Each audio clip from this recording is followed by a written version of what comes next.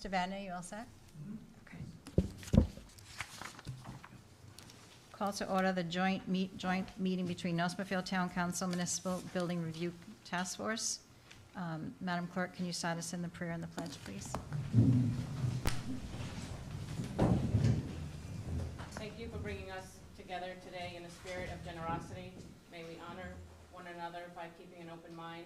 May we voice our truth and listen with an open heart. May we discern your will to unite in fruitful outcome. I pledge allegiance to the flag of the United States of America and to the republic for which it stands, one nation, under God, indivisible, with liberty and justice for all.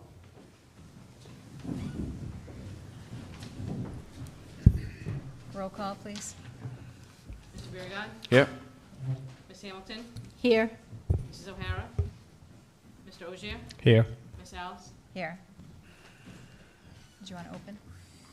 North Smithfield Municipal Building Review Task Force is called to order at 6:47 p.m. Roll call. Paul Nordstrom. Here. Terry Bonamioli. Here. John Perry. Here. And the chair is present. Mr. Chamberlain is not here right now. I don't know if he'll be here a little later. All right, first item is open public forum discussion. This open public forum will provide information regarding the North Smithfield Bond Question to be voted for at the special election to be held on November 7th, 2023. That would authorize the town of North Smithfield to issue bonds or notices in an amount not to exceed $18 million for the development and construction of a new police station or the renovation, improvement, alteration, and repair of an existing building to be used as a police station as determined by the town council in the furnishing and equipping thereof. Presentation by Tecton. You want to do the presentation? Good evening, Madam President, members of the council, residents who have taken the time to be here tonight. Let me begin by we've already gone through the members of the Municipal Building Review Task Force. My name is Paul Vadney. I'm the chairman. Let me recap how we got to this point for those that do not know. In the fall of 2020, the task force met with the town council to discuss the repairs to the existing police station with the funds that remained in the bond from 2014 after the town hall project was completed. After discussion, the council voted to have the task force do a study to see the difference in the cost to build a new police station versus the cost to bring the current building up to code and in line with police standards today. An RFQ entitled Police Department Renovations or Replacement Analysis was approved by the town and advertised in early November of 2020. 3 packages were received. A review committee made up of Police Chief Lafferty, former Administrator Izowski, and members of this committee, Paul Nordstrom and David Chamberlain, reviewed the submittals independently. Tecton Architects of Hartford was ultimately selected. They're here tonight to present a review of the need and an outline of the details of the project. This will be the 3rd presentation that they do on this. It has changed a little and been updated over time. And representing Tecton is Principal Jeff McElravy and Project Manager Rebecca Hopkins.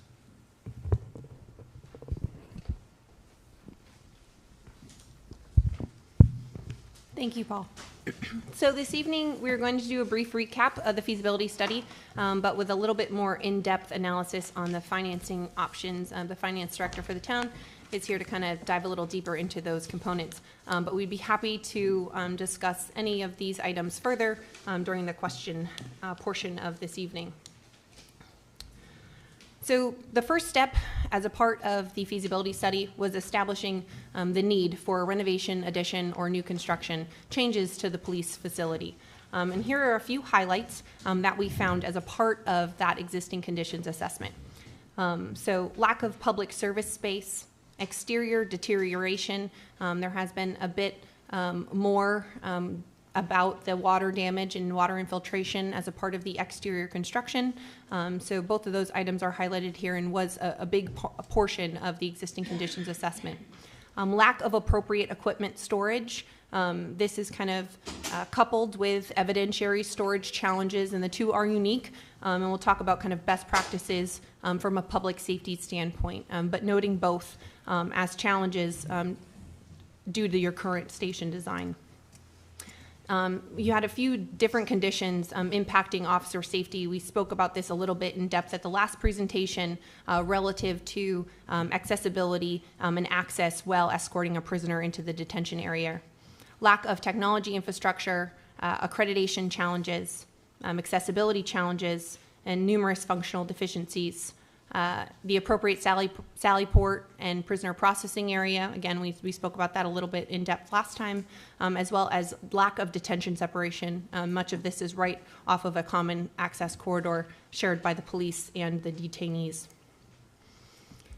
From the existing conditions assessment, we dove a little deeper into the programming. This was a very iterative process, and we've talked a little bit about what that entails, looking at the needs, the wants, and kind of working that down from an initial square footage into the square footage that we sit at today. And this occurred over many months with many interviews with different members of the department and the task force. It initially began with a space needs of around 21,600 square feet. This was subsequently revised multiple times and landing at the current square footage of 14,830 square feet.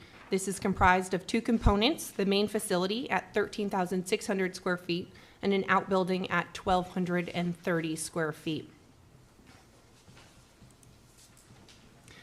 From a site exploration standpoint, we went through multiple different site test fits once that program was established, and these represent kind of different test fits throughout those different iterations. So some of these are representative of larger square footages, some of them are representative of the most current reduced square footage. But we looked at multiple different aspects to the site design. In each of these options, we wanted a clear, definable public entry point. We also took that and took it a step further in creating parking separation for the secure vehicles of the department, how they access from a sally port standpoint, and where do the public enter, and are all of those different areas separate and clearly defined. We also looked at two means of egress off-site due to the fact that it is a public safety facility and would need to operate under the worst conditions. If an incident were to occur at one of those drive aisles or access points, we want to always ensure that the officers have an ability to get on and off site. So looking at two different means off of the site was a critical part of the different site test fits. We looked at new construction, addition, renovation. So a few of these represent if we were to utilize the existing asset, and a few of them look at whether we could build while the existing station remained operational, or if we were to demo the existing station, provide temporary facilities, and build new. So there was a lot of different scenarios and options explored relative to those, and each of those had a specific cost analysis associated with them. We looked at an outbuilding configuration. So I mentioned the most recent programming option had a main facility and an outbuilding. The main driver behind this was the code requirement as an essential facility. So as a police station, it's defined as an essential facility from a code standpoint. This requires the highest level of resiliency, which ultimately drives up the cost per square foot. So this was an effort to be more cost efficient. Not all portions of the program meet that essential facility requirement. So storage type spaces aren't necessarily need to remain operational in those worst conditions. So we pulled some of that square footage from the main program, put it in an outbuilding, and as a result, it doesn't require that same level of resiliency from a construction standpoint, bringing down the cost per square foot. We also looked at how this facility respects its residential neighbors and associated context. So being aware of kind of the park and track in the rear and the different residential neighbors to the side and the back of the site. How are we positioning our new building and or addition renovation? How would that look and feel once finally complete as a part of that neighborhood context?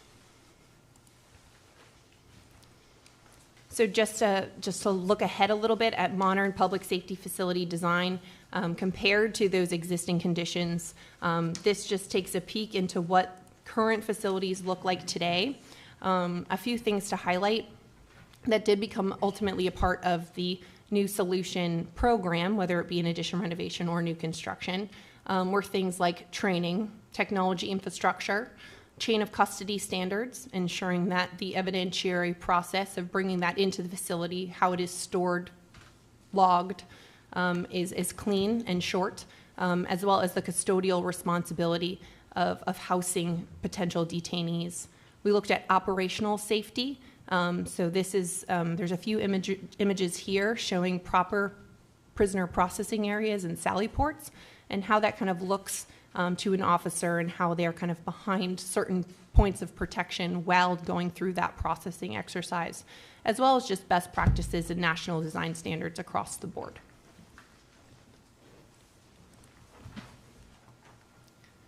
So a few of the design options explored. These are a few of the new construction concepts that were looked at. These all vary in square footage because they were kind of at each step of this overall feasibility study. Some are a little larger than others as we kind of worked through that iterative process. These were also accompanied by some addition renovation schemes. This addition renovation scheme is one we wanted to talk about a little bit further. It is not according to the current square footage, so this obviously would be modified if it were to align to the current program. But in this case, it was this solution proposed a renovation to the existing station with 2 additions. Some benefits is that it reused the existing asset, which reduced the overall waste of the project. It would require some significant envelope restoration and repair. And we did find that it was a little less efficient than the new construction options because there were some challenges with the current facility layout. So there were some internal levels and circulation and access that needed to remain. So how we were able to accommodate that and account for that as a part of the new design did result in some lack of efficiency in that overall floor plan layout. It also, given the position of the existing station, it didn't really allow that 2-way in and off site that we were originally looking for as part of the site test fit kind of exploration. So this is just a look quickly at the floor plan. Again, this would change according to the current program, but the existing station kind of fits within. I think you can see my cursor. So this is kind of the existing station. It kind of sits right in the middle here. We were proposing 2 additions, one in the upper right and one in the lower left, both of which would accommodate, for the most part, the dispatch and the prisoner processing areas, given the challenges of trying to incorporate those into the existing facility. Upstairs, we were able to accommodate more of the office administrative areas. This is a perspective rendering of what that potential solution could look like. And here's another view of that. And I think we've mentioned this in previous presentations, but this was very much a conceptual level of design. There's multiple different design phases that follow this one, where the exterior materials and the exact aesthetic of the building could be explored further, and there's opportunity for community feedback to ensure that it really fits your community and your town. The current design, which is the single-story new construction at that 14,830 square feet. This is the site plan for that design. This was able to accomplish the 2 ways on and off site, given our ability to reposition the new facility. It did allow us to maintain the required separation between the new facility and the existing facility. So the existing station could remain operational during construction. This would eliminate the need for temporary facilities. It would cause some challenges with logistics on site, but it is something that many contractors are familiar with. So again, this was a cost analysis and looking at what was the most beneficial path forward financially if you were to demolish, build new, versus maintain that facility as operational during construction and subsequently finish the site work. So in this case, the building is positioned a little further back. You can see that outbuilding just north of it. And then later that new existing station would be demolished and the parking and site work would be completed. Due to the fact that it was a new construction design, it did allow for more optimal adjacencies from a programmatic standpoint. So in this case, you'd enter in the upper right hand of this floor plan. You'd be immediately flanked by public serving rooms, dispatch and records, as well as a community training room, which could be utilized by the police department or by the community. And it has 2 different points of access, which allows that security switch over. That is something that we look at in any scheme, whether it be an addition, renovation, or new construction, is how we're separating the different kind of groups of people that use facilities like this, being conscientious of the public and how they're interfacing with the municipal building, being conscientious of how the staff and the department is functioning within this facility, and then also understanding how the detainees enter and exit the facility as well. This is an aerial view of this conceptual design with that existing station kind of earmarked to give you a sense of how it is positioned currently on site, and that would be the final aerial of that design. Again, another conceptual rendering and perspective of what that may look like. In all of these instances, we are looking to utilize durable, low-maintenance materials. In this case, this solution is proposed to be a brick exterior with an asphalt shingle roofing. In many of these different design options, we explored pitched roofs versus flat roofs, standing seam metal roofs versus a rubber or built-up roof. We also looked at the exterior material, brick versus like a clapboard siding. Looking at the life expectancy of those materials, as well as brick has an intrinsic ballistic protection as a part of its nature. So looking at how that may benefit the life of a building of this typology. So the task force explored a lot of those different options, and again, something that could be continuously explored as a part of future design phases. Here's another view of this option. So jumping into next steps, so I'm going to just touch on what the schedule could potentially be if funding were approved, and then we're going to dive a little bit further into the project cost and the financing.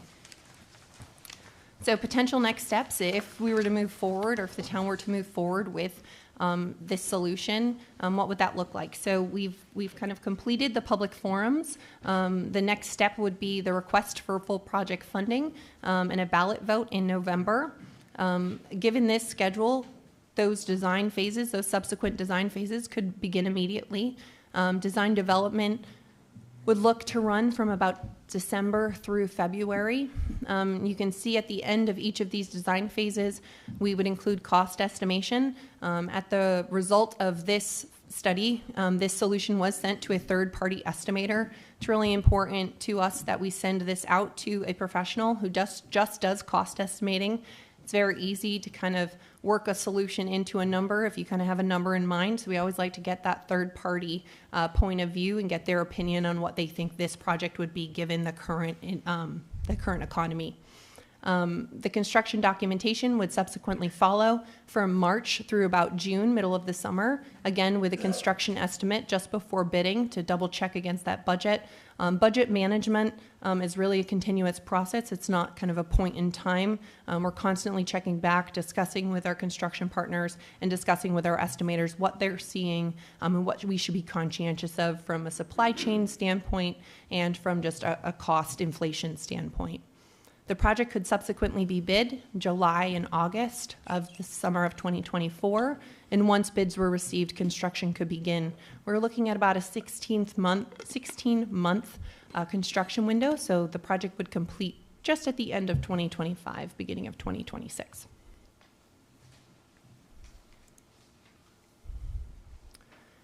So current opinion of total project cost. So there's 3 different components of a total project cost. The important piece to remember is that the building cost is around $14.8 million. That is the construction cost. That is a cost that you'll typically see when you're comparing it to other projects that are published. We like to give a more holistic view on total project cost to ensure that every kind of piece and component required to complete the project and bring it to fruition, fully equipped and furnished, is included as a part of the budget that's communicated to the community and the town. So in this case, your building cost is $14.8 million, but there's a lot of other costs that are needed to get there.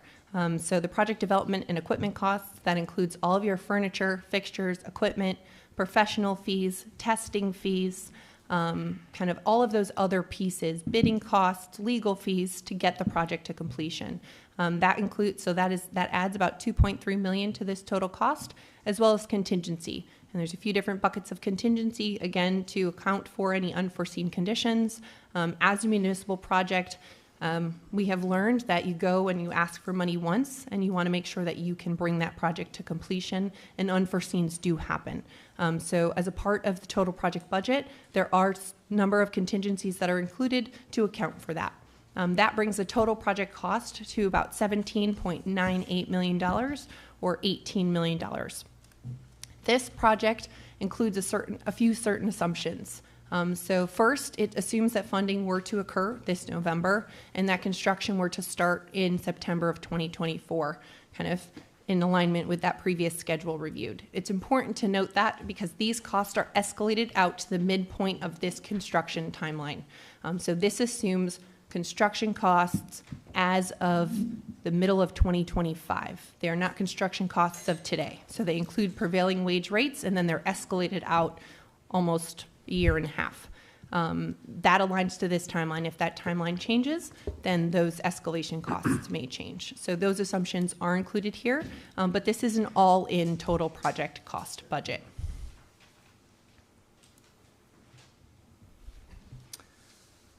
So I'm going to turn it over and we can dive a little further into the financing, potential tax impact, and different cost control measures.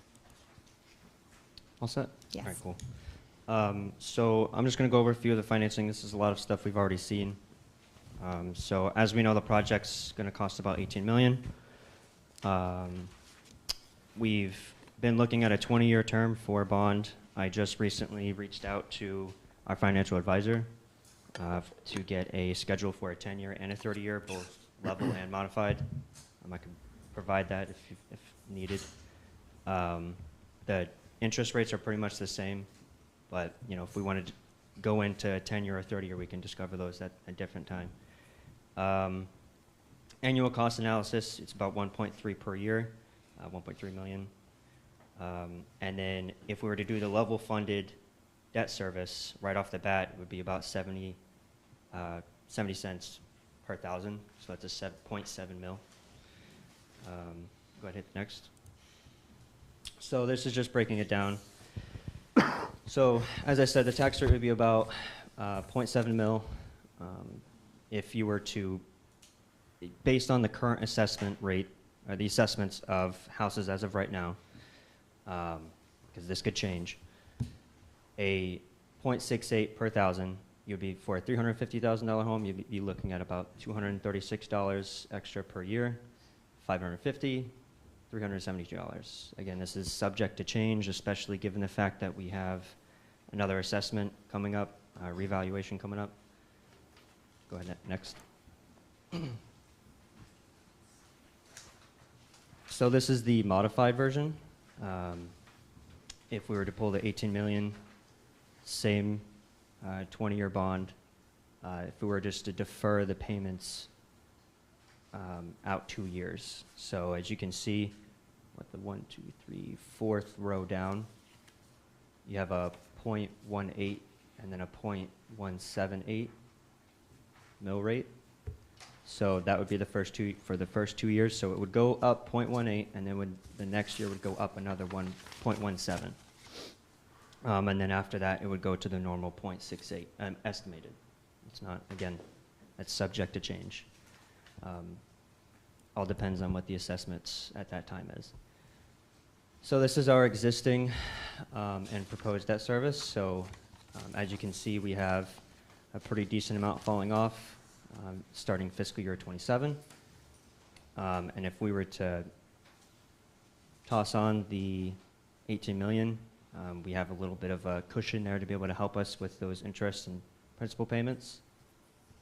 You can go next. So this is a new slide. I would just receive this today. So what this is I had talked to our financial advisor, and within caution of bond arbitration as a municipality, I wanted to see what it would look like if we were to invest the 18 million while the project is going on, while we're drawing down on it.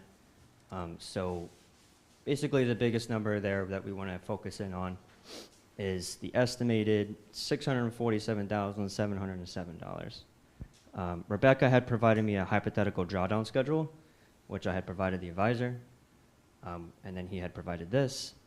So this is showing, again, hypothetical, things can change, drawdown of the 18 million, and in the meantime, we'd be making money on that money.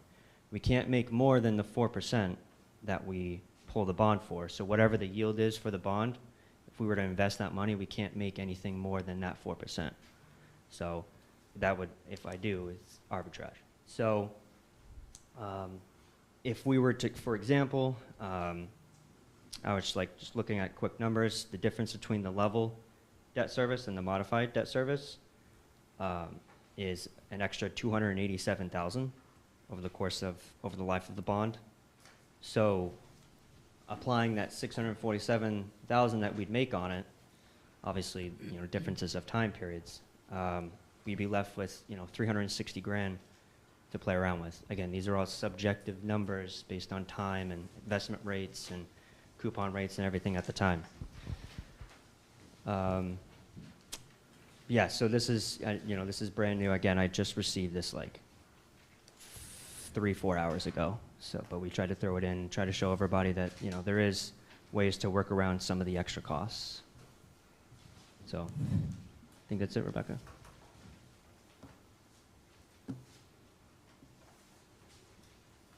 If there's any questions from the council right now, or Rebecca. I just have a quick question about the potential for the interest at 4%. And I know this is a new slide for you too, so are you making an assumption that how much money would be actually invested? Because if we take the 18 million and start drawing down on it, we don't have the 18 million to invest. We would immediately have the 18 million. And then as you see the scheduled draws in the 1, 2, 3, 4, 5th column, that's us pulling money out of it over the course of time. So the 6th column is showing what's left every time we draw on it. Now that's, again, subject to change depending on construction, whatever goes into that. But this would obviously have to be some type of financial instrument that allows to be pulled out of. Right. I mean, I have banks contacting me all the time. Right now, interest rates for certain financial instruments are like at 5.5% as of right now. So I don't feel as though it would be too hard to find something that's at a 4% right now. Over time, we would get some money out of, it might not be the 647,000, might be less, it might be more. We would have to put it into something that's a variable rate of interest, not fixed. Because if it's fixed, that means we're locking our money up. So this is based on the assumption of a modified debt. So the 2 years being reduced and then the 3rd year going up. Well, I was just applying the 647,000 against that to say, if we wanted to go that route, we have a way to mitigate that cost for the town, immediately, over the course of But like it doesn't a year. mitigate the impact to the taxpayers immediately. So we're taking the whole amount out, they're getting charged for that, and then we're going to be making money on the money that they allowed us to take out. Correct. I mean, it all depends on how you want to, how we want to divest the 647,000, hypothetical 647. We could apply it towards, that year's tax or the following fiscal year's tax rate to offset the the 720,000 in interest for fiscal year 26. That's another option. There's different ways to how we want to allocate those funds. But just looking at it like a very simplistic point of view, yes, we can toss it towards the interest for the following year. Yes, we can apply it towards the overall bond cost of a modified debt service. It all depends on how we want to look at it. One way or another, there's going to be an impact to the taxpayers. It's just how do you want to apply those funds?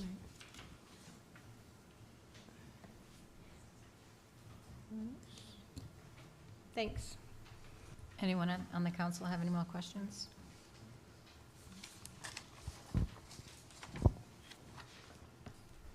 Are you ready to open up to questions from the presentation, or? Yeah, I want to open it up for questions on the presentation around the project for the architects. So we have a sign sheet tonight. If anyone's interested in speaking, does anyone want to sign this before we start? Anyone? You want to come up and sign it?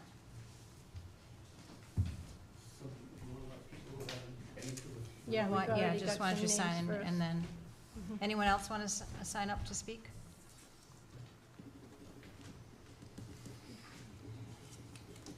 All right, thank you.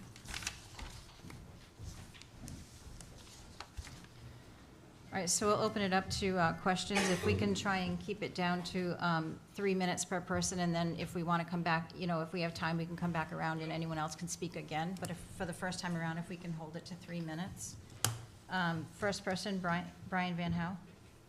I put my name on before I got the presentation, so my question's been answered. You're all set? Yeah. Okay, great. Richard Grubb.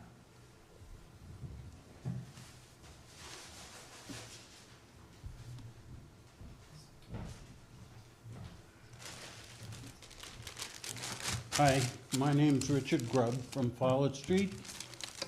I attended a meeting here on September 11th, and boy, did I not know what I was getting into. I went back and looked at old town council videos. I heard that night people pointing fingers at each other that promotion wasn't done properly. We're worried about the vote, whether even more than 800 people will show up. And then I heard, when I went back to the 8:31 meeting, I heard all this list of things we should probably do, including talking to magazines and internet people and all that kind of stuff.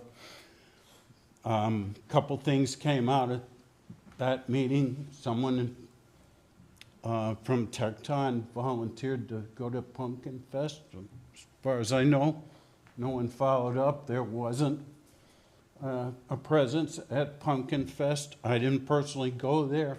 I have people that informed me there was no presence at Pumpkin Fest. We had an example of a town council member saying, I'll follow up with a magazine and see what it takes to put something in there. After 8:31, that was never mentioned again. It just disappeared. And that's just an anecdotal example of things that seem to disappear. We're a little bit disorganized. So where I'm coming from is, first, I'm trying to drive the voter turnout higher. I had a personal goal. I was trying to get 2,000 or 3,000 people to vote, even though I realized that town council themselves expects less than 1,000 people to vote. So, okay, maybe I'm a little bit naive or idealistic, but I thought it would be worth at least taking a shot. I got flyers given to me by Tecton, which interestingly enough, they're different than the flyers that town puts out and on their town website. But I don't quite understand, but if you've seen these at the post office or local restaurants, I put them there with one person's help.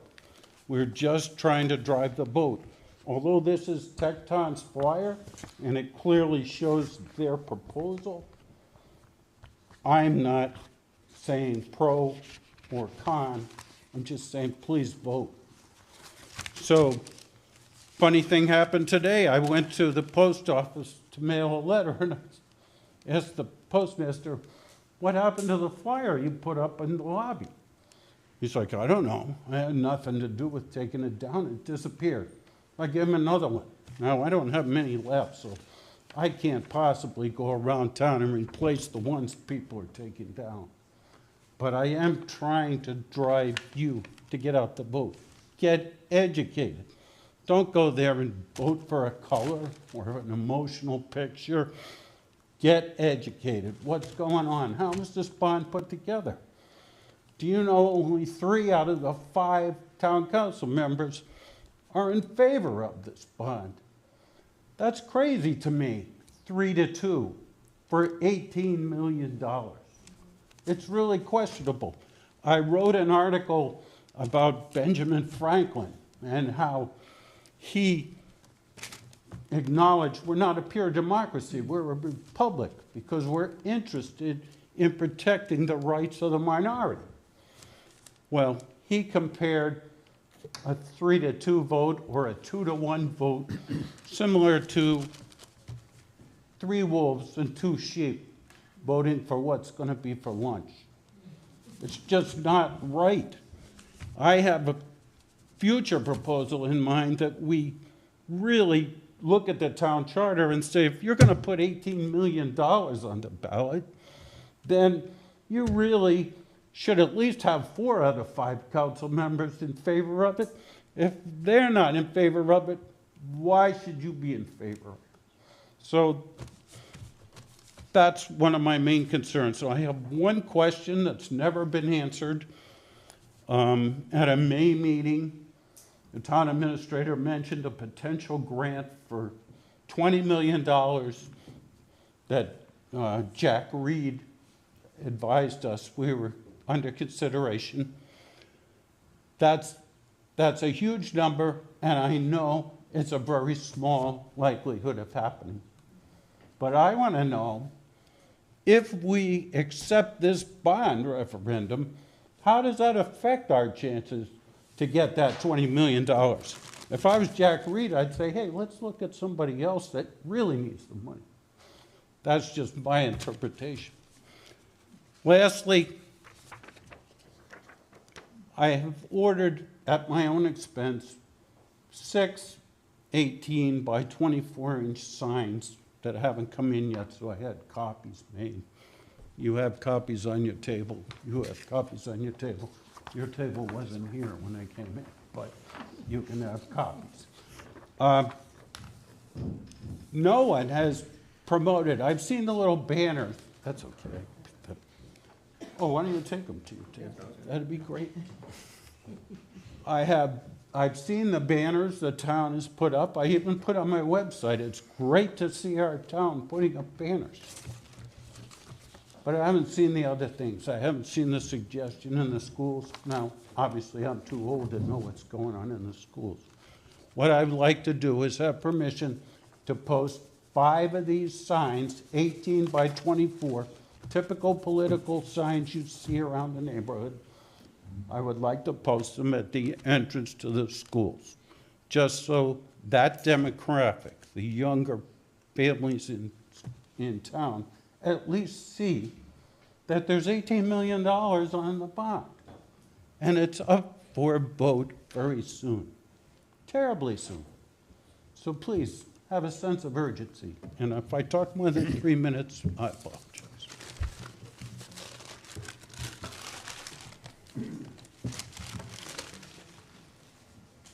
Mike Clifford.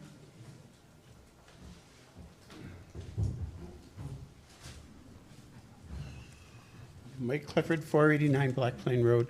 I guess first I'd like to ask a question about that new slide that was just shown to us.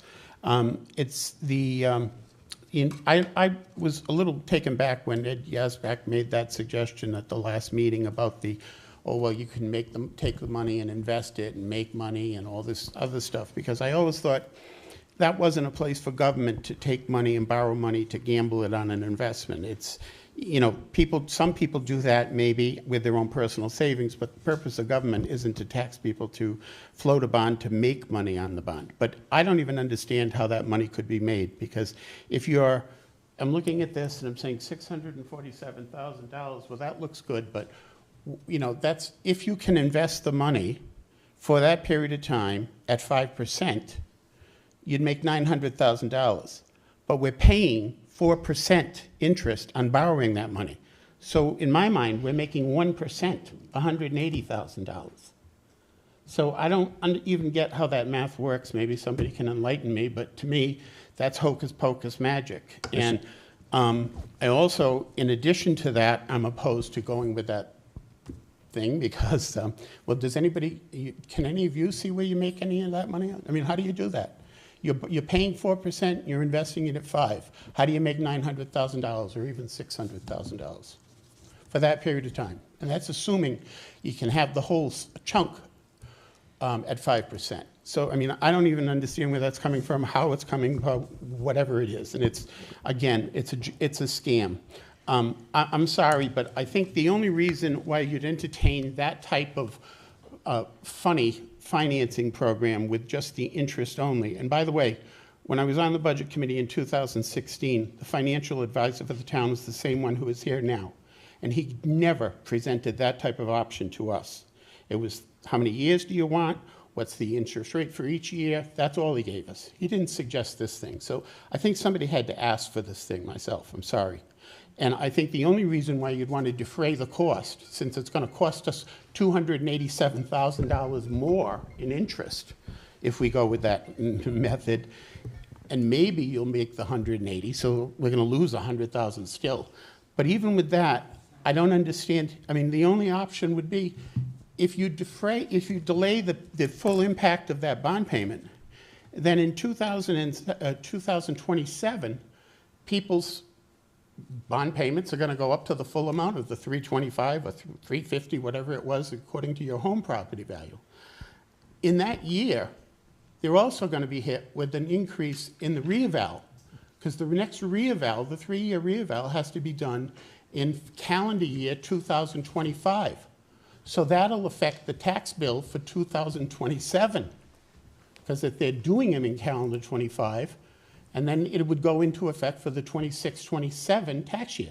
So you're going to hit the people with a big jump in the payment for the bond, and then those 700 or 800 people in town who actually got a cut in their taxes this year because their assessed values went down or didn't move at all, but the rate drops. So they made money this year. They paid less. They're going to get slaughtered when this goes into effect, because they're going to be making up. Paulette, your house, I know what your house went up because you've complained about it enough, but yours went up $1,000 for taxes. Some other people's taxes, and some people in this room, I think, their taxes went down $1,000. Well, that's not, this is going to be evened out in the next reeval, people. They're going to look at the ones that didn't go up enough in the last time, and they're going to get hit hard, and the people who did go up more, they're not going to widen the gap, they're going to close the gap. So buckle up if you're one of those lucky winners who didn't get fully hit in the last reeval, if you had a historic home or a condo, because those are the categories that really got a free pass in the reeval. But those people are going to be getting double hit if you go with this method. And I still want someone to show me how you make $647,000, because you're paying 4% interest and you're investing in 5. It's 1% you're making on your money. So I don't get it. Secondly, and I may try to wrap it up quickly here, but when I was on the Budget Committee in 16, we had extra revenue coming into the Mike, town. can I just see if anyone else wants to speak? Okay, sure, All right, sure, sorry. just, I didn't think they signed up, I'm sorry. yeah, just before Okay. we go, does anyone Okay. else want to speak before we continue? All right. Okay, in 2016, we had a reverse problem. In this scenario, it's going to come from the taxpayers to pay this bond. In 2016, we had all that revenue coming in above and beyond what we were taxing people at for the substation work and all the other investments that National Grid put in. So we had to calculate how many years would that revenue flow of increased revenue last to cover the bond payment. That's an easy solution, okay? It took us an incredible amount of time to do it, but we did a 20-page presentation to the town showing all the different scenarios, the different types of bonds, the revenue from the tangibles, how it was going to decrease, when it was going to go up, and we matched it, and we looked at every single scenario there was. That's called due diligence, okay? And I don't think we've done any due diligence this time, because all you're telling people is, oh, it's going to go up by maybe $350 if your house has this much value, or 68 cents a thousand. That means nothing to most people. The due diligence part would have been for you to have asked your budget committee to do this 5 months ago or 6 months ago, because it would have taken them about 5 or 6 months to do it. And, you know, I laughed when I was watching the TV and heard you say, well, let's ask the budget committee to do this. I just started laughing out loud to myself saying, what are they, crazy? Do they understand what's involved in this thing? You don't just snap your fingers and say, oh, this looks good. So, you know, thankfully, they passed on giving an opinion because of the complexity of this thing. But this was all the work we did to make sure that the revenue from tangibles was going to cover the bond. We didn't even have to worry about how badly it was going to impact some people. And you've done nothing to prove that. This was a public presentation with people watching it and the reporters reporting on it. I haven't seen a fiscal impact statement on this thing, on this bond, a true one. I haven't seen a forecast. I haven't seen you do a revenue and expenditure forecast for the next 5 years. I say the budget, the revenue from National Grid is going to go down and your tangibles are going to go down. The finance director says the opposite. Well, let's see that pro forma statement and see what their tax rates are going up to. Because you're not hitting anybody in this room with a low tax rate. Everybody's going to get hit with the amount of the bond plus another 2 or 3%, because you're going to go over the levy. And unless we're using make-believe numbers somewhere, I don't get it. I haven't heard any discussion of, did you assess from the other town departments what infrastructure improvements they need? What are you also going to have to go for bonding for? I haven't seen that done. That should be done. The whole thing is premature. You haven't done your due diligence, and you're not being fiscally responsible by promoting a bond to the public where you can't even tell them what the full impact of the bond and the annual increases is going to be on their tax bill. And the last thing, and then I'll shut up and get out of here because I do this every meeting, but the other thing was I'm tired of hearing this analogy of, oh, you know, you don't become the greatest by just doing good or doing average. Not everybody in this town can afford to pay for the most spectacular project we want. I don't care what it is, whether it's the library or the police station or whatever. And it's your job to find a mix in the middle that most people in the town will be able to manage. And I haven't seen you do that. At the last meeting, I asked the architect if he had tried to see if, now that this design is under 13,000 square feet from 23,000 square feet, could he use the 15,000 square foot police station that we currently have and renovate it and accommodate everything he needs in it? And he said he's never been asked to do that. That's the first thing he should have been asked. And I'm sorry, but there are people in the room who have an agenda. They want it new. They don't want anything to do with rehabbing or renovations or a smaller model. And they don't care if everybody in the town can afford to pay these increases. I mean, you've got to be aware of what the inflation is. You've got to be aware of how electricity, you're just going to notice on your electric bill, that's going up. The gas is going up every day. It's the shakiest economy you'll ever want to be in. And we're just charging ahead here without knowing how you're going to impact people. So I don't want to hear anybody sitting up there who's promoting this next time say, oh, I'm careful for the seniors, I advocate for the seniors. You don't. Because you should be advocating for everybody in town. And you advocate for everybody in town, not by granting the seniors a higher exemption, by trying to do manageable budgets that you can live within. You've got the senior center that's coming online, that's a $500,000 budget increase.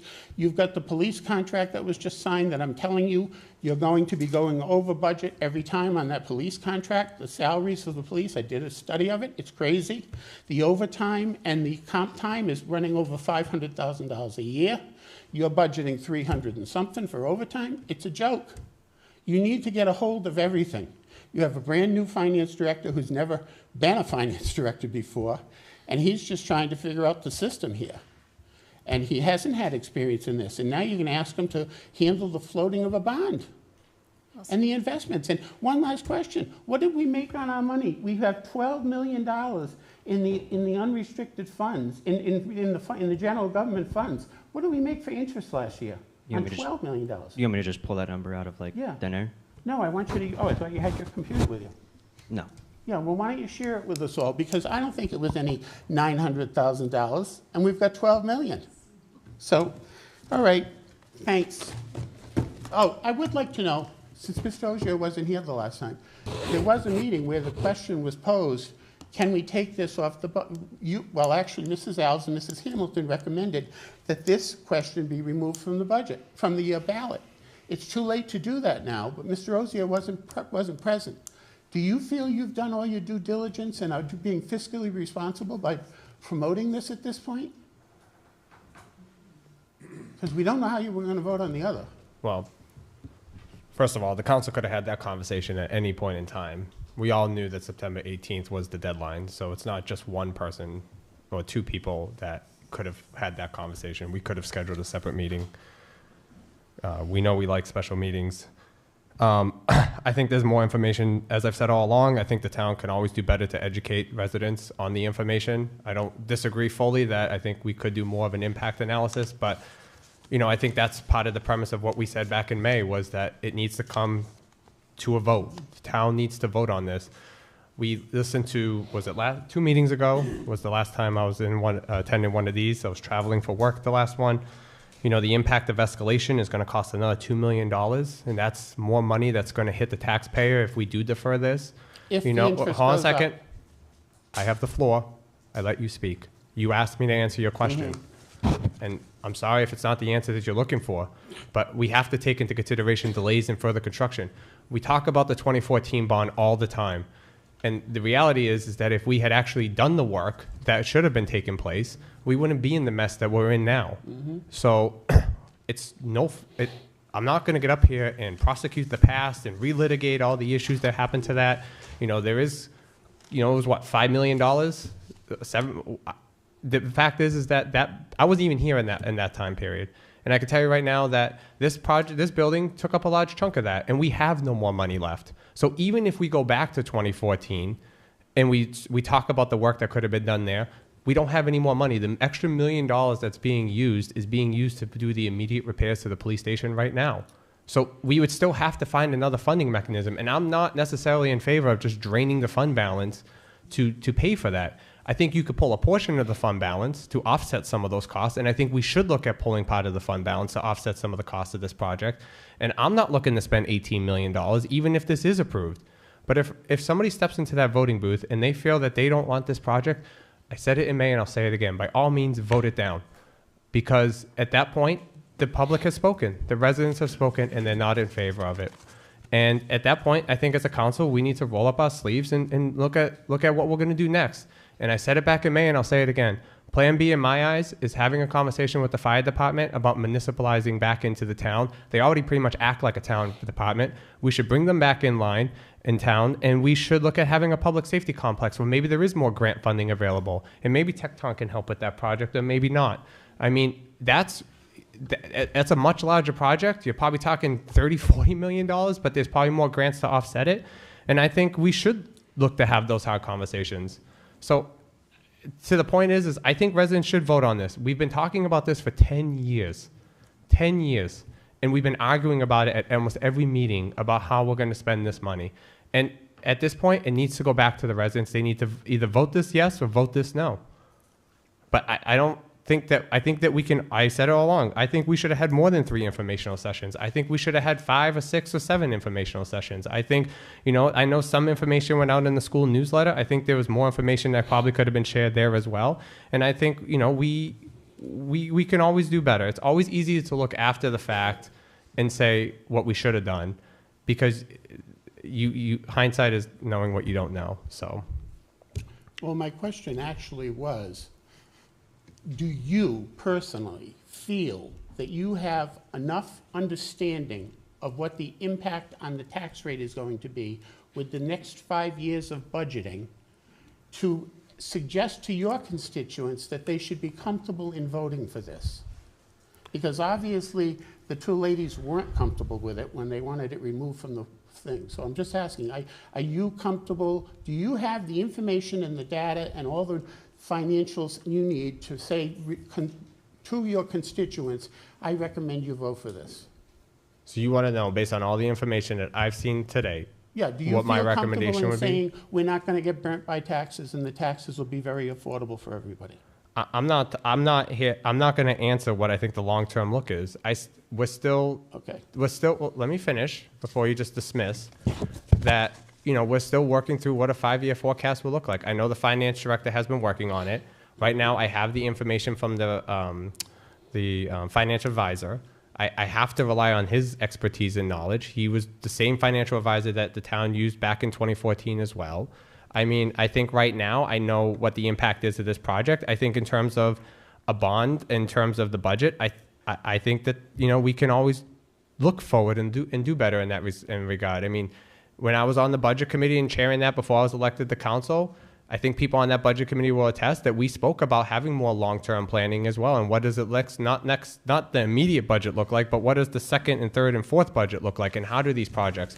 We talk about capital plans and capital funds and capital assets. That's what the Asset Management Commission is for by charter, and we don't have that up and running.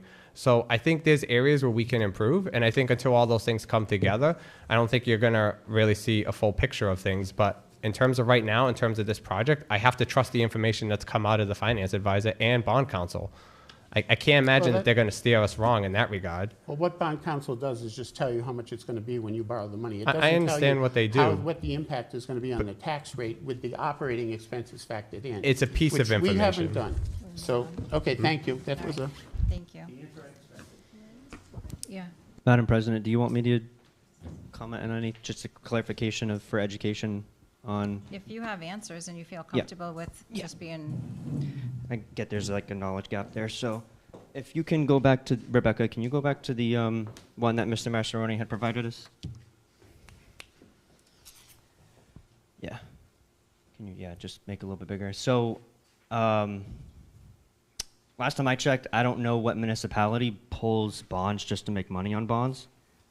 I don't think that that's the purpose of North Smithfield, or the purpose of this bond, but I think I need to explain arbitrage a little bit. So municipal arbitrage, basically we can't pull money from anywhere and then make more on that money than what that coupon yield is at. So hypothetically, if we were to pull a 20-year bond at 18 million, the coupon rate would be 4%. Now, if the town was to toss that 18 million somewhere in some type of financial investment, the town can't make more than 4%. So there's no talk about 5. I was just saying 5% is what we have out there in terms of capabilities for making money in general.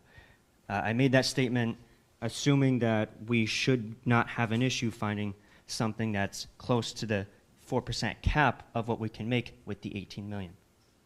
Is everybody understanding that so far? Cool. So that 1%, that the 647,000 is not, that's not an investment of 5% or 1%. That's 4%. That's what we would make at 4% interest rate. And so over the course of the drawdown, all the way from 17 million over there in the very right column, all the way down to 3.1 million. Obviously, you can see the dates of when we would draw that down. And again, this is subjective. It's not a guarantee that this would be made at all, because interest rates could drop from, the hypothetical of like 5% of what we can make now down to 2%. But that would also, hopefully, that would make our coupon yield go down too, but who knows?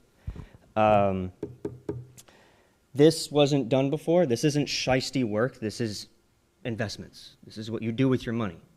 You don't borrow money to make money on it. That's not what the purpose is of what we're doing here. We're trying to borrow money for a purpose, and then with what we have over, we're like, hey, let's make a little chump change in the meantime. That's what we're doing. It wasn't, no comments, please. Thank you. It wasn't done before because it might not have been asked. And that's not to say anything bad about the prior administration or any type of finance director or anything of that. I wasn't around at that time. But it just wasn't asked. It's as simple as that. I did. It was sparked by Gary. It was a thought in my brain. He kind of planted it there. But I was the one who asked. No one else asked me to ask. That's that. So I can show the email chains. Mr. Clifford is right. the assessment date is coming up. It's an assessment date as of December 31st of 24. That rolls out calendar year 25 and hits taxpayers 26. It affects the taxpayers for 26, 27, and 28 until the next assessment date comes out. So he's not incorrect when he says that. There will be some type of impact. I don't know. I'm not an assessor. I'm not a fortune teller. I don't know what those assessment rates are going to be. But that is a factor. And my beautiful formula that I keep on providing for everybody, that is a factor here. That number right here in the denominator under the second part of the formula, that's that number right there. So again, this is under here if anybody wants to take a look at it. This is how your taxes is made. This is the formula for how you pay your taxes. So if you want to know more, this is where you start. And I'd be happy to explain this to anybody. So again, if there's any more clarification I need to do on this or any of the other factors that comes with the bond, I'd be happy to explain it. Any questions from the council? Yeah, I do. Yeah. So if we were to try to tell people today what their taxes will be over the next 2 or 3 years, do we have enough information to pass that on intelligently to them? Because right now I'm struggling to see why we would delay just doing a interest-only payment. I know it's an election year. I know. Yeah. Let's be honest, that's probably very much a part of it, because there's really no reason, if we're delaying it, as everybody knows, when they only pay interest, you got to pay it at the end, and we're going to pay $267,000 more to wait, and nothing will change, right? The taxes are going to go up, because taxes don't go down. I've never seen taxes go down appreciably, anyway. No. So making the assumption that our taxes would go up, maybe the 4% that we're allowed to by law, right? That in itself is a significant increase.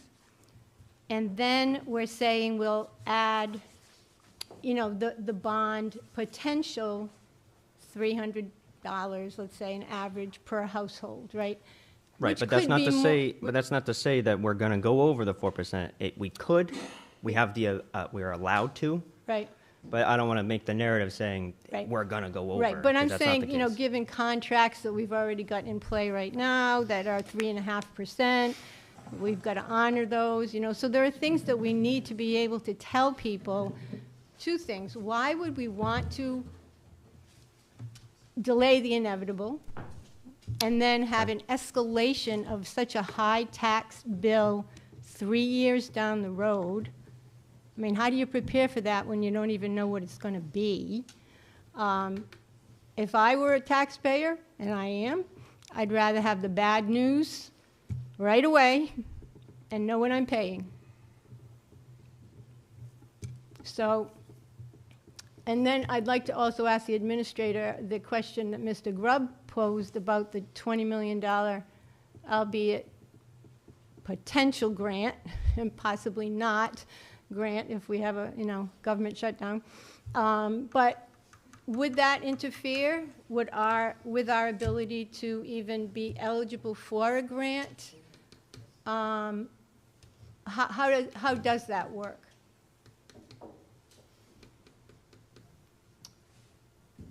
Well, any grant that goes before the Appropriations Committee has to be approved by them. I'm sure they'll take a look at it. Because it is a public safety issue, hopefully it's looked at favorably. I can't answer that question. That's going to be up to the Appropriations Committee to answer that question. Well, I guess I'm just wondering if if the bond passes and we have funding, why would they want to give us a grant? I'm not sure. I'm just not sure of the eligibility requirements, if that's something You're asking me to that make disqualifies us. I think you're asking me to make an assumption. So I will make this statement to you. I don't know how they're going to look at it. Should it pass, and should we get some money from the government that's less money we would have to draw down on and pay out. So Right. I think at this point, no one can really answer that until it goes before the Senate Appropriations Committee. But if we get the money, we don't have to borrow the money. Well, it's another big if, A lot You know, of ifs a in lot life. of ifs. A lot of ifs.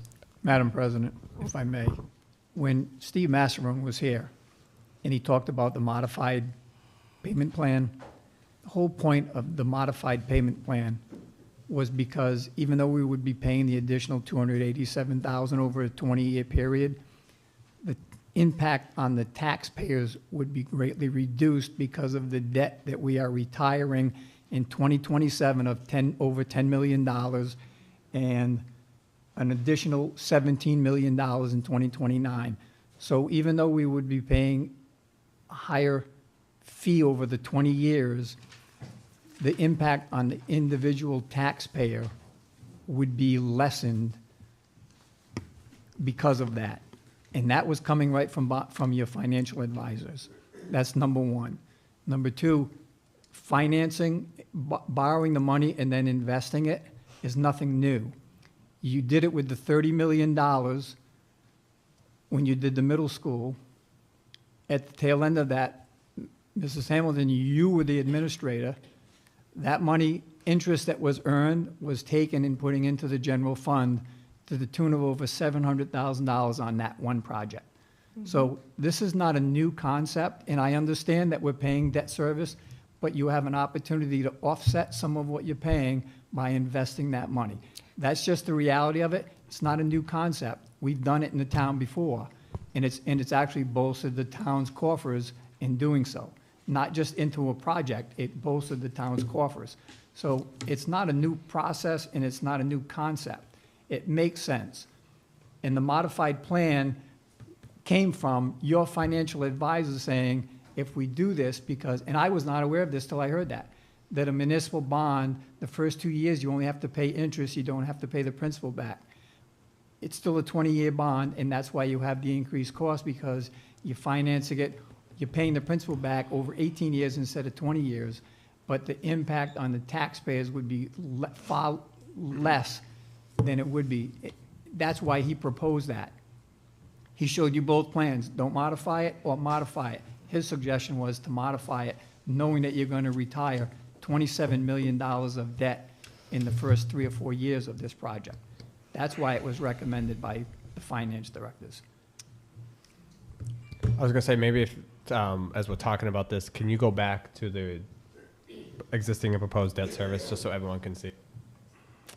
So, yeah, exactly to your first point, Ms. Counselor. $287,000 is what we would pay extra, what the taxpayers would pay extra between level, which is a regular bond, and modified, which is deferring some of that payment, some of the principal. I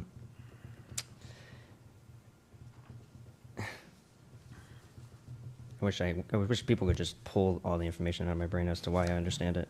So it's in my opinion, this is my opinion, and hypothetically, we could just ease the taxpayers in the modified debt service version.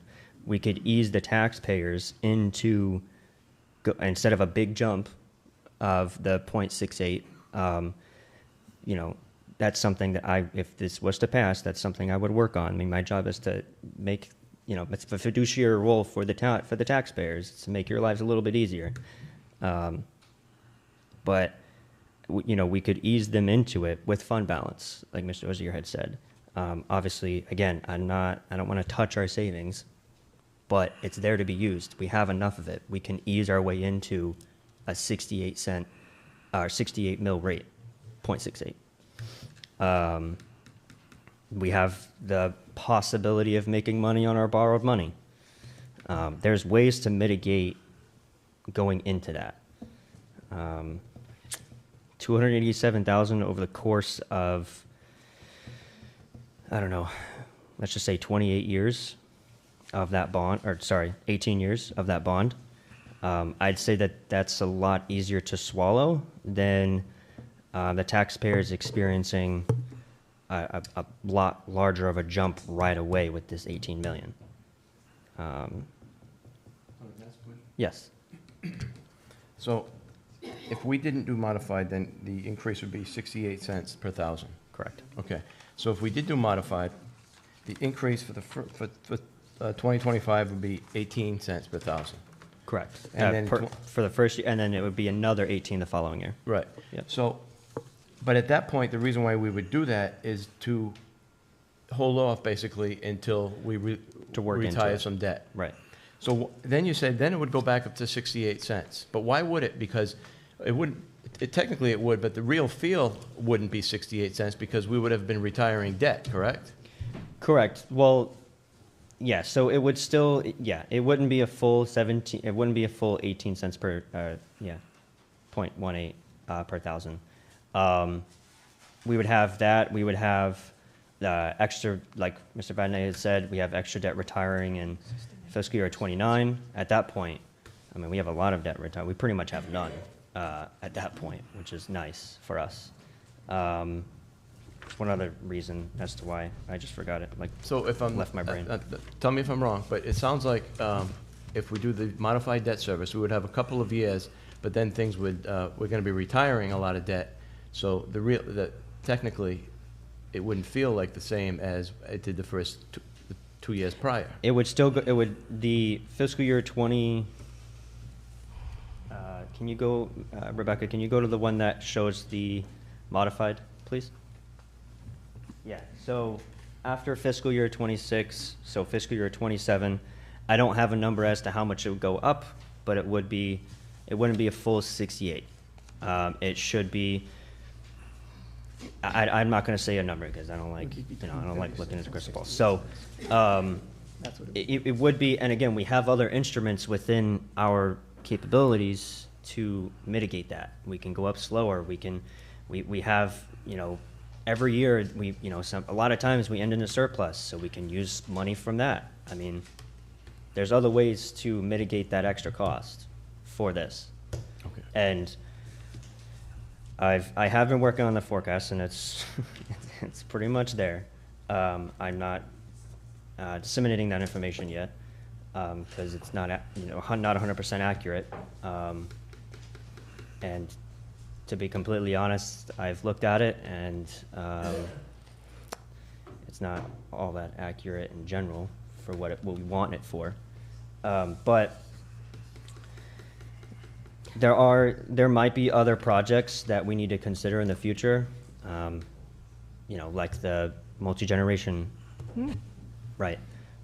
Yeah, we had a meeting the other night, you were there, and we couldn't even find $192,000 to go to the second phase of that, because, that was that's on- my concern, right? that I was- think you yeah. hit the nail on the head, is that the forecast is I essential. think we're getting a little off topic, though, in terms of building Well- projects. No, Yeah. budgetary, I agree with you, The- Paulette, But but we're basing all this just on the bond payment, not on anything I understand, else. but that's also a grant, and that grant may allow us to reimburse that $193,000, which we're waiting on an answer for, which I believe or not, we may already know. Well, We were a going back and looking. reimbursement- Right, but we still would spend it from the fund balance as to how that conversation was going. So I agree we should be having the budgetary conversations, but I also don't want, that's a $4 million, that we've also tasked BH&A to look at building something for $4 million to meet the grant. You know what I mean? So in theory, there should be very little to the taxpayer in that project. And if it's substantially over, say it's $10 million, then that's up to us to determine based on the feedback we hear, do we even want to go out for another project like that? I mean, those are some of the tough conversations we're going to have from a budget perspective, but we're here tonight to talk about the police station. And we don't even know enough info about the multi-generational center to right now to really, I think, make that decision other than we have the $4 million. And maybe I used that as an example, and I apologize for that. But what I'm trying to make my point is that we're basing all this discussion on a bond payment only. We're not talking about any operational costs. We don't have that information yet. We don't even know if we're going to go out to bond for anything else. We don't know what's coming up. Yeah, I don't So that's disagree with pretty you on that. scary for me. So we can only answer questions on this. Now, the answer to John's question that Tony said, and you can't give an answer to it, I agree with you. It's a number between 36 and 68. in the third year. We don't know what that number is. If you could go back to that slide, Rebecca. If you look at the existing and proposed debt service, and you look at the line from 2029, currently we're paying over $3 million. It's gonna drop to $1.7 million. Because look at, in the long-term debt, we have no other debt coming up. We pay off the middle school, and that's the end of our debt. And so that's why they went with that modified plan, to kind of push that payment down a couple years, so there's lower impact on the residents. All right. In the third year, we don't know what the number's gonna be, John. All that the financial people told us, it will be between 36 and 68 cents. Okay. And the other question I had is, I know we had the budget committee take a look at, we didn't really give them enough time. We should have asked them weeks ago, but we didn't. But I would like to ask if they formed an opinion, if we could hear what you have to think about, if you don't mind.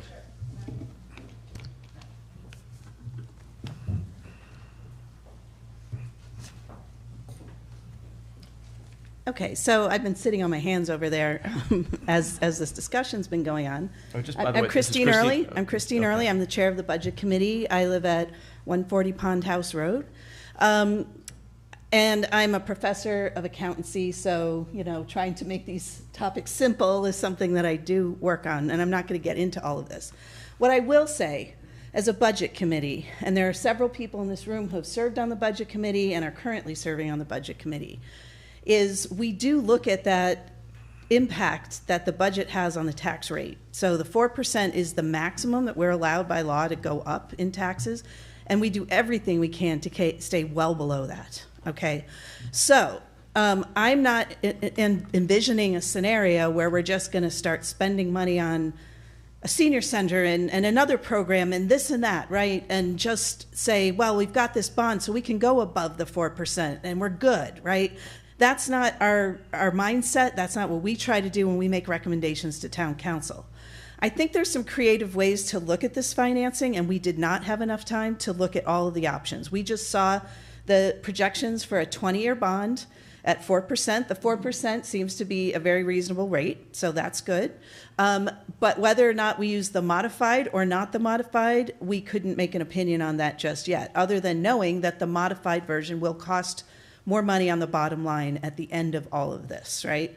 Anthony's projections about taking the money, not gambling it, maybe putting it in a money market, a very safe investment, okay, at 4%, is probably worth looking at, and a creative solution potentially to offsetting some of the additional cost of all of this. But I can't sit here tonight and say it's going to work or it's not. The Budget Committee would be willing, if this does get voted in, to look at that option, to look at some creative solutions to how this would impact the taxpayers in the least amount of way. As far as the assessment coming down the pike in a few years, yes, we are having an assessment coming up. But again, if we budget properly, we may be able to decrease the mill rate if assessments go up, right? That's how the taxes work. So we're not necessarily gonna have a lot of people hit with a massive tax bill in the future. This debt service going down is a big deal. This will allow us potentially to put more money into our operating budget for the town if we don't have as much debt service that we have to worry about, and therefore, again, holding taxes hopefully steady. It would be very nice. I do know there's some capital improvements, some things like potential school roofs that might need to be replaced. There's going to be other things that are going to come down, and I've asked the town council and I've spoken with the school department to sit down and project out. I think you mentioned, Doug, is the Asset Management Commission or something? The Asset Management Commission. Yeah, that should be reinstated, and they should take a long-term view of what we need to reserve for on those large asset expenditures, so we don't have to have another bond issue in the future. That would be very nice. So there are some things, it's a very complex issue. I think in terms of our ability to afford this debt, yes, it will have an impact on the taxpayers. And I believe that we can look at this as one scenario that technically the town can afford. It's not going to bankrupt the town. It's, you know, but it will cause an increase in taxes, and taxpayers, when they're going to the polls, have to decide if this is worth it. Now, let's say we vote it down. Then what happens? Something has to happen with the police station. So at the end of the day, we're back to, what do we do about the police station now? If we kick the can down the road and wait a number of years, I don't think construction costs are going to drop dramatically. And I don't think labor costs of construction are going to go down over time. So I don't think that that's, in my mind, a smart way to think about this, to just put it off until 2029 when all our debt's paid off. That, I guess somebody could say that, right? But that's, I just don't see how that's a good solution either. So that's where we're coming from as a budget committee. I know Joey's on the budget committee as well. I think that's kind of where we came down on this analysis. Thank you. Thanks. Are there any other questions for the architects on the building? And I mean, they have a ride back to Hartford to go to, so I mean, if I have a quick question, if you don't mind, Madam President. In terms of other projects that you guys are working on right now, I know we've probably asked this a million times before, but you know, for comparative purposes, you know, look at the facility cost alone, no furnishing, none of those other soft costs, right? You know, we hear other numbers of surrounding communities, you know, looking to build for like $8-10 million, et cetera. How would you say that this number falls in line with comparable projects? I would say this falls directly in line with a couple caveats. Whenever you look at numbers across projects, you have to be aware of sort of the extra costs that might go into a project. For instance, up in Massachusetts, outside of Boston, I've got one that's net zero. And there are additional costs that would be above, from a square footage standpoint, the costs that are proposed for this project. You might also find a new building on a clean site where you might see a lower cost per square foot. You know, because we do have demolition costs, we do have working around an existing building costs, and that, you know, those add into the equation of what a square footage cost is. But from the standpoint of what does it cost to build a police station in, you know, any other regional town, the base numbers are right on target. Thank you. I have a question for the architect. Did you want? Sir, can you explain why? And there was some people had some questions about this. A renovation. Why does a renovation? I think Paul hit on this a while ago. But why does a renovation require? It's not really a renovation, but it's a renovation with addition. Well, there's a couple things. Because you have so many odd floor levels in your existing building, it makes it very difficult to handle garages appropriately. So for instance, if I dug this site out so that you could enter into the basement level, well, I don't have enough headroom for a proper garage. It's very tight down there. If I raised you up to the upper floor to use as garage space, well, that's frame construction, and that's not really going to support the load. So some spaces just don't fit in to the existing construction type. So even if the building is big enough, then I have to build certain garage spaces, sally ports outside of that envelope. Then there's the question of transition from, say, a sally port that I have to build outside the envelope to maybe a prisoner processing area that I build inside the envelope. I've still got to deal with that floor transition. So there's sort of inefficiencies that creep into the equation because of that. And I will tell you, you know, I have had buildings that have, you know, cast in place concrete frames with masonry walls where the upgrade to essential services facilities requirements are very modest. I did Cambridge, Massachusetts with another firm years ago, and we reinforced the steel frame of an existing building to meet that requirement at a fraction of the cost of new construction.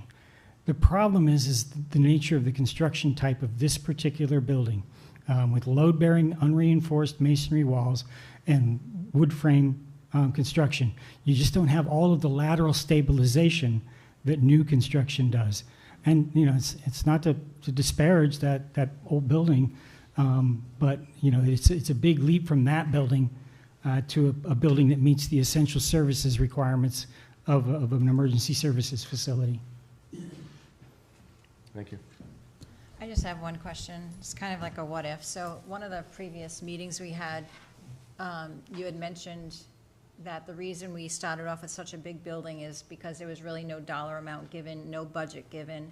And we basically said, here, you know, talk to people, see what their needs and wants are, and come up with something. And then you said other communities come to you and say, I have a project that I want to spend $10 million on, and you come up with something for $10 million, and that's what you present. So the what-if question would be, if we would have told you from day one that we have between $8 and $10 million to spend on a project, what do you think you would come up with? Would it be a renovation? Would it be a new building? Or, and you know, it's kind of hard because it's, you know, Monday morning quarterback, but what would you come up with if we did come to you and say, okay, we have $8 to $10 million, and what can you do for us? What would be, what do you think would be the end product? That is a tricky one. 8 to 10 million for your community. And the problem is I could easily see investing 8 to 10 million dollars in the existing building, just getting it stabilized and ready for emergency services without renovating it for all of those purposes. And this is, you know, this is off the back of my brain pan here. I haven't sat down and done the math, but I could easily see that without addressing all of the other issues to make it a proper police facility. I could see a solution, say, okay, you know what, 8 to 10 million dollars, let's build a small new building on the site to handle part of the program and connect it to that existing building. The problem is then I haven't fixed any of the issues with a new building, so you're still living with that building deteriorating. It's just that I've got a portion of the program in that nice 8 to 10 million dollar piece. So that is a really tricky question in your community. You know, I just feel like with the kinds of things that we've learned from the police department as we've gone through that programming exercise, you sort of reach that lower limit of what's rational for programmatic elements in the building. That's a tricky one. I think that's the best I can do for you off the top of my head there. All right, thank you. Does anyone have any other questions?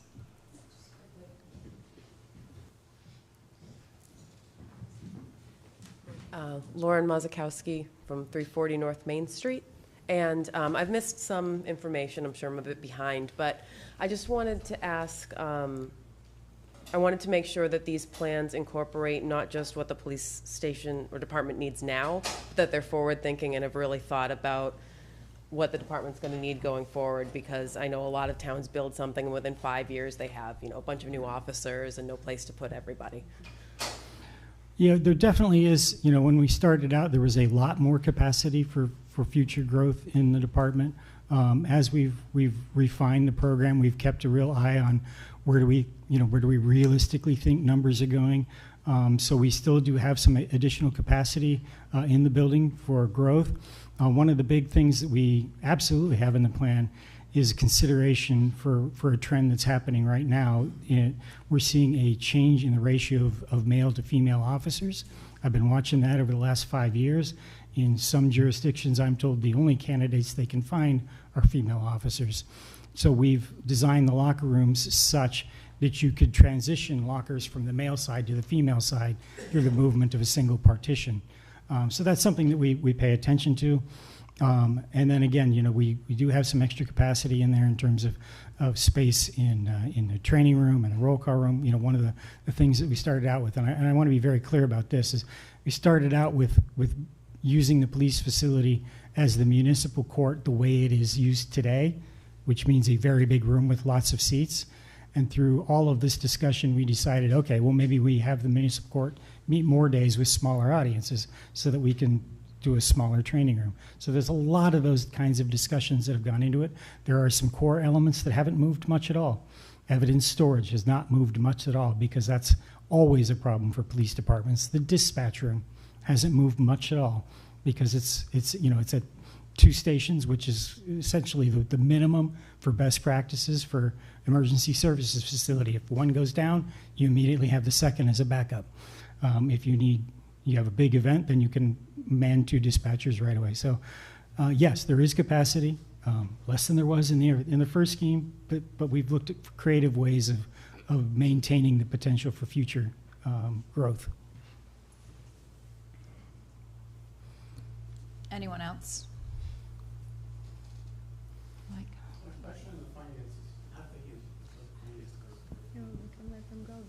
You can go to the podium. I'm still stuck on this. Do we want to let them Yeah, go? let them. Yeah, that's what I was trying to do. Yeah. You what? Do you need the slides, Mike? No, I need that slide. Can you just make, Well, just. Can I ask one question of the architect, since they're still here? In the value engineering process, in the phase that you go through, can you just explain more to maybe the public what that looks like, and if there's any potential for additional cost-saving measures? And if you could also speak to maybe your cost control. I know you mentioned in the past, there was a project you worked on where during COVID you were able to keep it in budget. I think that's also important for residents to know. Sure. One of the things that Rebecca mentioned in the presentation was that, you know, managing the cost isn't an event that happens a couple times during the project. It's a daily thing. You know, in our office, we recognize that the project manager is the voice of the owner within our design team, and it's their responsibility to care about the program, to care about the budget, and care about the outcome that's been described to us. And so, you know, if we start seeing things creeping in the wrong direction, then we want to get in there and start making decisions right away about how do we maintain that budget. I remember a project where my interior designer came to me one time looking for some upgraded woods for some doors in the police station. And I said, okay. And she smiled, and I said, as long as for every door we upgrade, we turn one to hollow metal.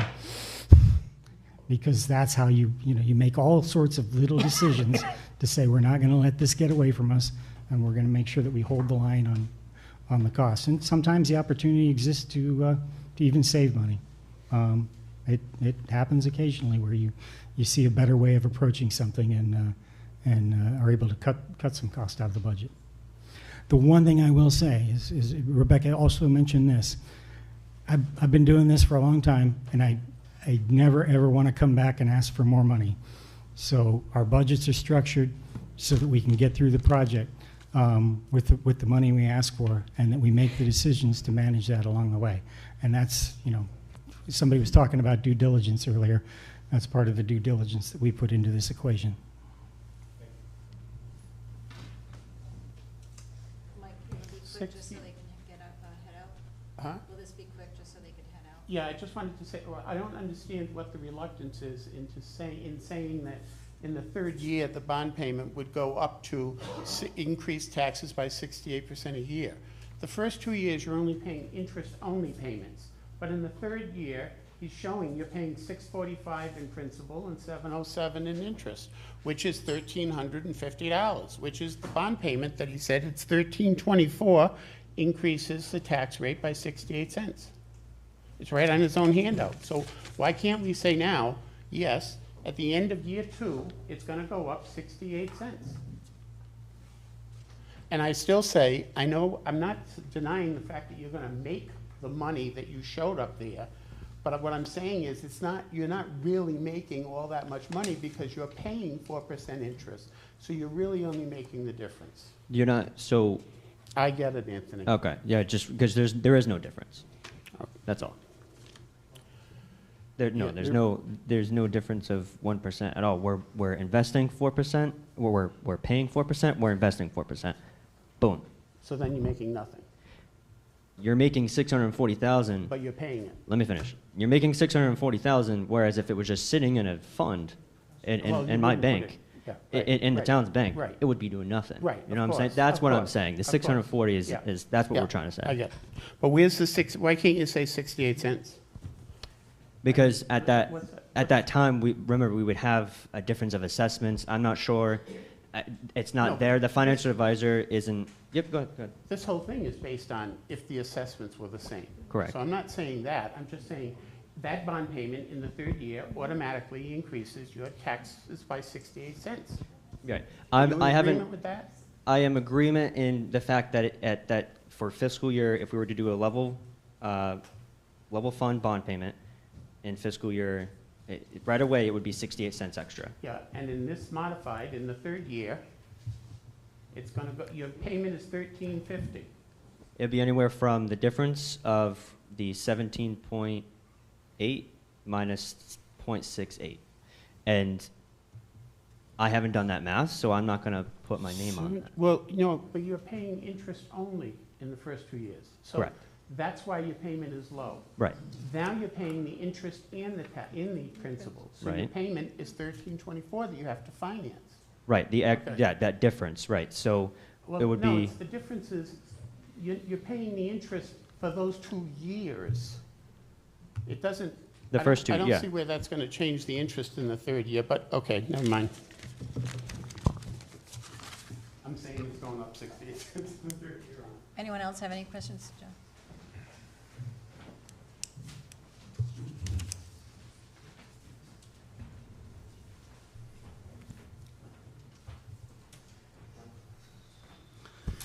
Good evening. John Flaherty, 10 Green Street, Slatersville. So I have a little bit of a perspective on this project, going back several years. And there's, first and foremost, the police, it's imperative that the police department have a functioning, safe building to do their work. No question about that. Having said that, and I think that we can get there, I don't think that this is the way to get there. The two things that concern me is, first of all, that this decision, which we can talk about 18 cents, 68 cents. The bottom line is that this decision is being made in a vacuum. And we're not operating, we're not living in a vacuum. So the fact that there hasn't been the due diligence on producing a 5-year budget forecast to understand what are the things, this town has aspirations for other things, has needs for other things, capital improvements. And it appears to me that none of that has factored into this. And so the absence of that analysis is, I mean, there's been a lot of work put into this project, and I thank those of you who have been involved in doing that and for the council. But the reality is we don't have that analysis to understand fully what the impact is going to be. So it's rolling of the dice, which concerns me. And then the second thing is, I don't think that the town has done enough to move forward on what the town already voted on in 2014. The town voted on a renovation project that met the needs of the police station, the police department. They were very much part of that process. It wasn't foisted upon them. Would the building that's being proposed be a much better building? Of course it would.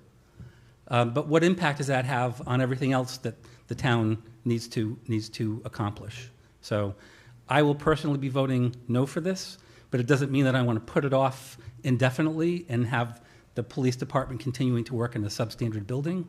But I think we can come back to the 2016 renovation plan and double down on getting that done. And I don't think that it would require any more than a reasonable amount of funding from the general fund. Thank you. Anyone else like to ask any questions, or? If no one else has a question, I have a letter from Tony Della. He's unable to come here, he had this, and he's saying he's out of town right now. And so he asked me if I would read this letter. Members of the town council and my fellow residents, please accept my apologies for being unable to attend in person. However, I did want to provide comments on this important issue. I've been a town resident for 36 years and have managed my tax practice from a home office for the last 15 years. I am a retired CPA, and thus my views tend toward financial impacts. Over my years here, we have been somewhat successful in repurposing or extending the life of existing town properties. But realistically, this isn't always the most financially prudent course given aging properties and changing needs. The needs of an appropriate police headquarters in 2023 are significantly different than when Bushy School was converted. Further, the property presents specific challenges to expansion and renovation. The building's task force has spent significant time and energy researching available options leading to a new headquarters. Task force members possess significant experience and have a track record of evaluating and completing projects on our behalf, including the middle school and the town hall conversion. From a financial perspective, some believe that the least expensive option is automatically the most cost-effective, but that is rarely the case. The challenge is to determine the appropriate expenditure to eliminate current risk and to provide a highly functional facility for years to come. In their detailed review, the task force has worked hard to determine this option. For these reasons, I believe the prudent course is for our community to adopt the task force recommendation. I'm hopeful all town council members will support the proposal and bond referendum. I also encourage my fellow residents to vote in favor of this necessary expenditure on November 7th. Thank you for your consideration of my comments. H. Anthony Della. So I'll give this to the clerk so she can keep it on her record. Thank you. Anyone else have any questions or comments? No? Just one quick. Could you go? Am I allowed to post those signs at the schools? Yeah, you would have to reach out to the school department and ask their permission. Okay. Thank you. Anyone else? If the chief, Chief, can you add anything to this? We spoke before about possible an open house. If you could address that? Yes, I was going to address the council and the audience tonight anyway, being the last public meeting. For those of you who don't know me, my name is Tim Lafferty, Chief of Police. I've been the Chief of Police since March 2nd, 2020. I've been an officer here for 26 years. I lived in this town for 22 years. I would like to thank Tecton, Jeff, and Rebecca. Did an excellent job. We want to thank Gary and Paul. We had a Zoom meeting, and we chose Tecton. You did an excellent job, and let me tell you something for ladies and gentlemen in the audience. Around Rhode Island, other companies have done projects like this, either school or police or fire, and some of them have taken it off the bond question because they didn't have enough contingencies and management built in. There was a question by Mr. Ogier that stated something about $9–10 million of another jurisdiction or whatever. I talked to Joe Del Preet, Chief of Gloucester, this morning. We had a Chiefs of Police meeting, and he had there was a conversation here at a meeting that they were going to build a building for $9 million or so, but he had to sit down with a management construction company. That was just a number that was thrown out there. There was no contingency, no management, no design, no engineering. And they're looking to build a new building, and it's not going to cost that. It's tough for everyone to wrap their head around what it costs per square foot to build a municipal building in today's times. It's not in 2014 when this started. We're in 2023. They did an excellent job, and I can see when I read the newspapers around the state on different bond projects, South Kingstown, North Kingstown, and a lot of other, like Gloucester, that have to improve their building. So I just want to clarify that. I want to thank the building committee. They did an excellent job. I try to meet with them every time we met since Tecton came aboard. They did their due diligence. We went over a lot of designs, and basically how we started is the information I gave them from our statistical data, I think it was in the last 10 years. They come up with a computer program that tries to fit our workload into the square footage of a building. We did it multiple times, and we came up with the design we had today. There were some questions in other meetings, the other two meetings we had. Who came up with a two-story? Well, we work in a two-story, and the two-story was developed because we wanted to shorten the footprint so it would be easier to work around and build a building and demolish a building on the same site. If construction companies need boneyards, you need stockpile. So that's why we started off with that. Again, we rendered down, and like your question, if we gave you $10 million, could you build a $10 million project? Well, the project in 2014 didn't start off the way it was with RGB. We had a Sallyport. We shrunk that down to fit the number, right? And what happened? We have no renovation, we have nothing.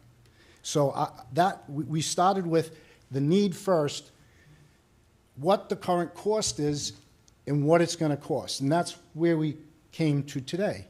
And then overtime, even today, overtime is tough to control in a police department. Mr. Clifford came here, and I heard under his breath, and it's probably recorded, $500,000.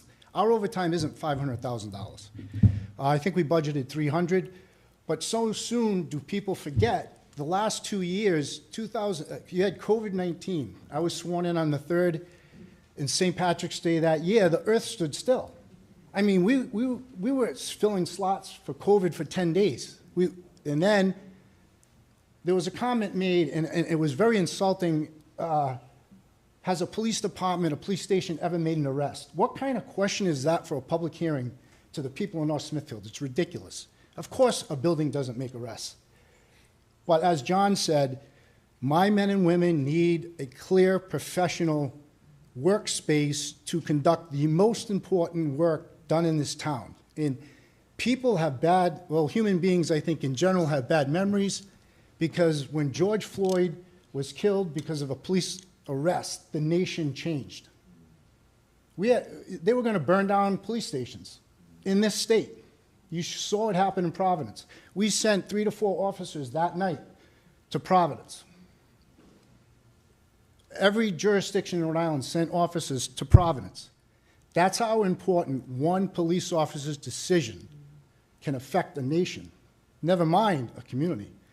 So I think that most people, 99% of the population of North Smithfield, I think, agrees on. So now that we agreed on that, let's move forward. It was said every time we have a new superintendent, a new police chief, we ask for a new building. That's ridiculous. 1871, this town has never built a police department, police station. 1871. We renovated Town Hall. We renovated a school.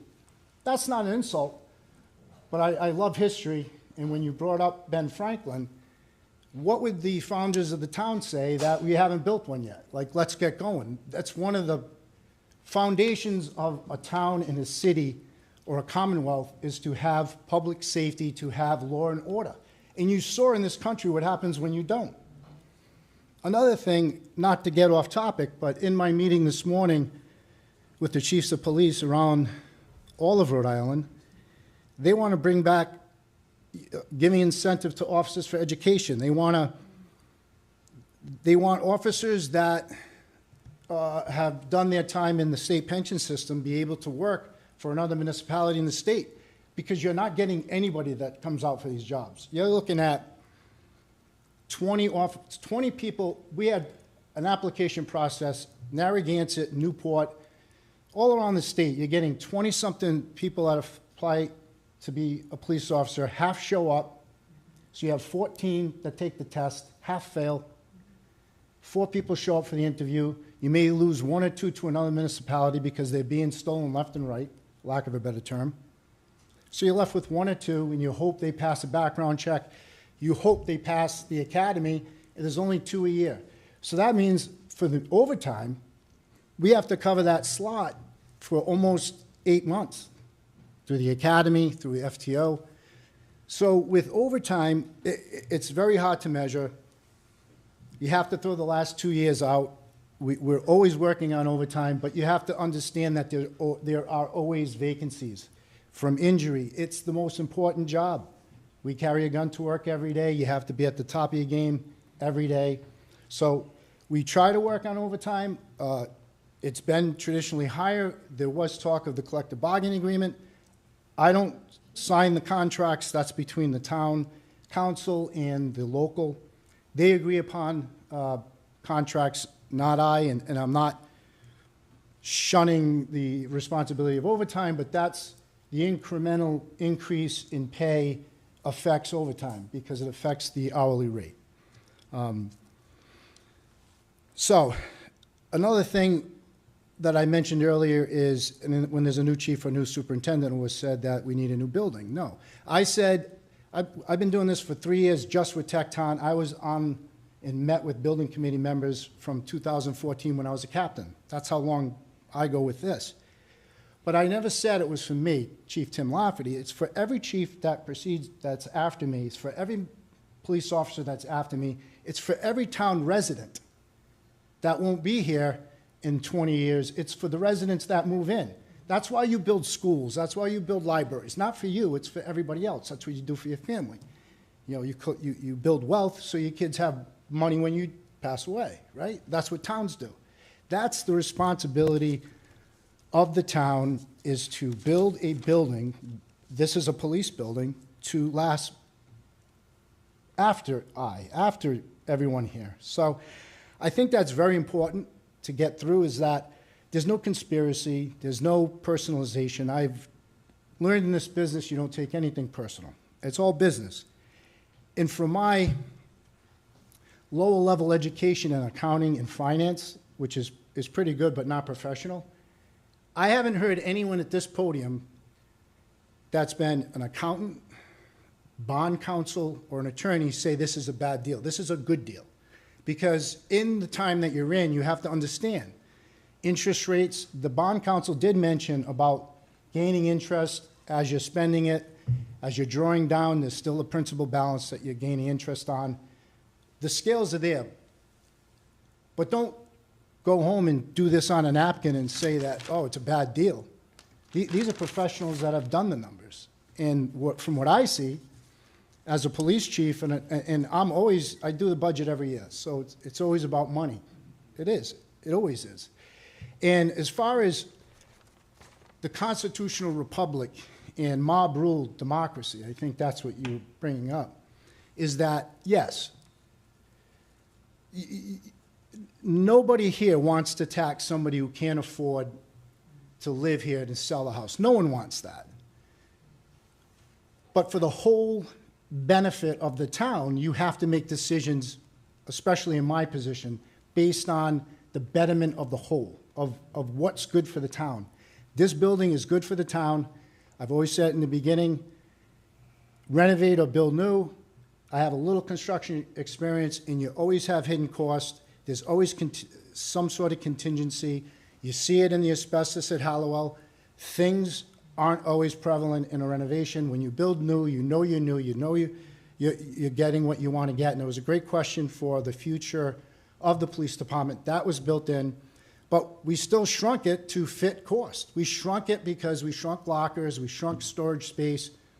I kind of got it back with the outbuilding because, you know, we have a lot of stuff.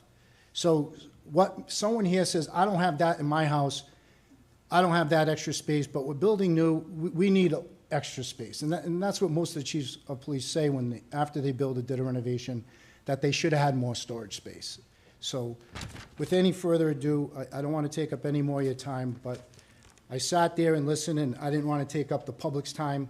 I'll say one more story as I close, is we had a person come into the police station on business, and that person was going to vote no on the bond. And after she came in, or he came in, and did the business that they needed to do in the police station, they said, I'm going to vote yes now. Because I came in here and saw it, and no one should work in this kind of a place. So I will I'll have an open house 9 a.m. to 11 a.m. for anyone who wants to come Saturday, because I know everyone works. I'll be there.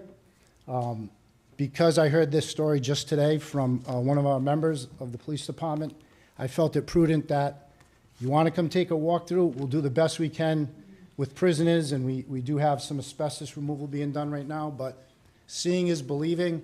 You got to do something, you got to make a decision. I think it's a financially sound decision, and I think it's the betterment of the whole, not just one person. And I get no one wants to pay more taxes than they want to pay, and no one wants to hurt anybody. But I think this is a good deal, and I think the town deserves it. Thank you. Anyone else?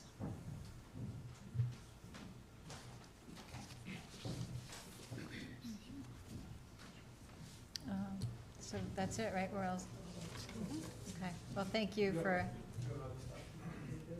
Where else at? Yeah. I just want to thank Tecton for all the presentations you've done. Thank you, and it was very informational. Thank you. All right. Anyone want to make a motion to adjourn? Motion to adjourn? Second. All in favor, say aye. Aye. Aye. Motion to adjourn.